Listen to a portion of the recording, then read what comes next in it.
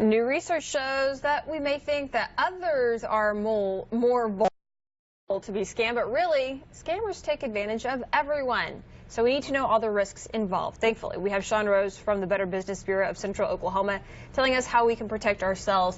So it is interesting. So some new research shows it's not who you think would be most vulnerable to be scammed. Absolutely, yeah. So what we found is that there was a research study that we did recently, and results just came back, and people polled that actually showed that the more higher educated somebody is and the younger that they are, the more likely they are to be scammed. Why is that? Well, you know, it's interesting because a lot of people have this like unhelpful stereotype that a scam is just, you know, a little older lady or older gentleman that just kind of fell victim to a scammer, and really it's there's a sense of, and not my words, but what was published in our research was that there's an invulnerability illusion that millennials and younger generations have, because they're like, well, that'll never happen to me. You know, it's just not. I know everything about possible. tech. It won't be. Yeah. Right, and so generally, the more with the use of technology and that kind of sense of vulnerability,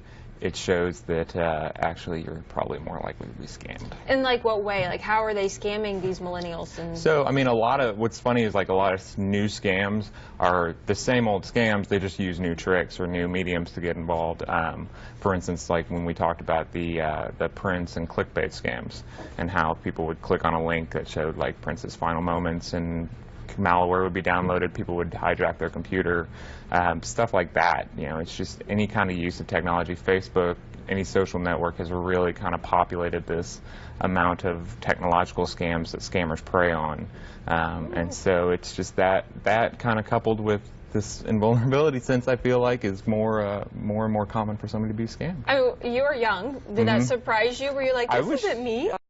You know, I don't use the term often, but flabbergasted was probably the best way to say that. Is I was just kind of shocked. Yeah. We get this stereotype of you know, the elderly being more likely to be victims and prone to scam, but what we found is actually they're more likely to talk about it. Interesting. And they're more likely to reach out and ask for help.